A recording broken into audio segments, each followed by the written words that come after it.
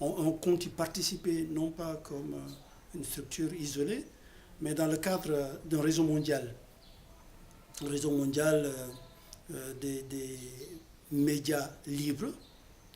Et aussi ici en Afrique, pour aussi bien l'Afrique du Nord que l'Afrique sud du Sahara, comme on dit, et aussi avec le Mashrek, c'est-à-dire des représentants de l'Égypte, de la Jordanie, de la Palestine. Donc c'est en tant que ce groupe-là, mondial, que la marque Afrique va participer au sommet.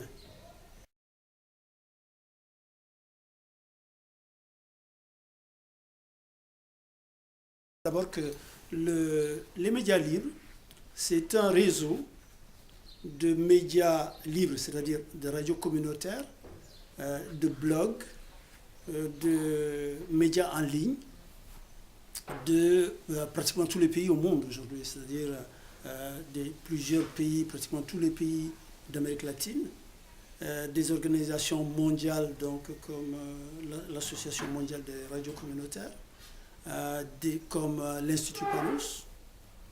Alors donc, c'est un mouvement mondial qui est né avec le Forum social mondial de Dakar en février 2011 et dont l'objectif qu'il s'est assigné est essentiellement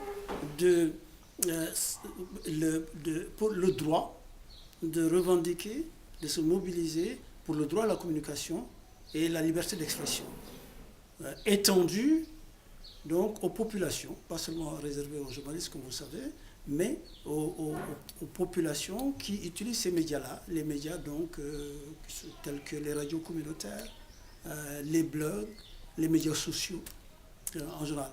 Donc essentiellement, c'est la reconnaissance du droit à l'expression et le renforcement du droit à la communication.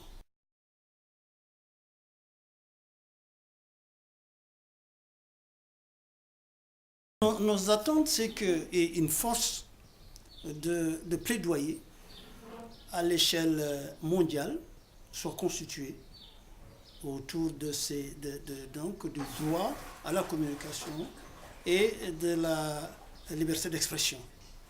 Nous, ici en Afrique, c'est essentiellement dans le prolongement donc, de ce qu'on retrouve dans la Charte africaine de la radiodiffusion, qui est plusieurs points, notamment la transparence dans l'accès aux fréquences, la liberté de plus en plus d'affirmer, de défendre la liberté des radios communautaires, des journalistes citoyens, des médias libres, des blogs, etc.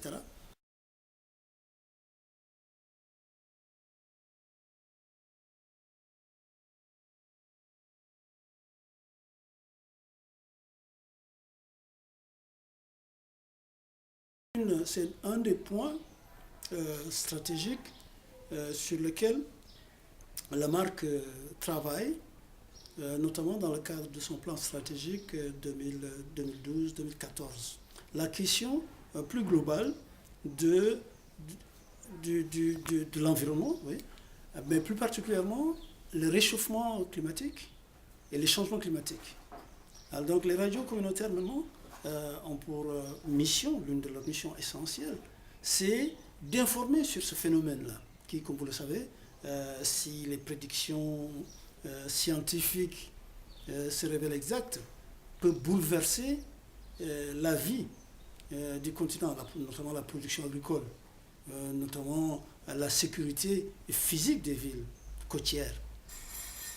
Donc, c'est ce message-là de plus en plus que les radios communautaires veulent transmettre. Donc, c'est quoi le phénomène du changement climatique et comment se préparer, au fond, comment se préparer pour, non pas peut-être pas empêcher, mais réduire les effets négatifs du changement climatique.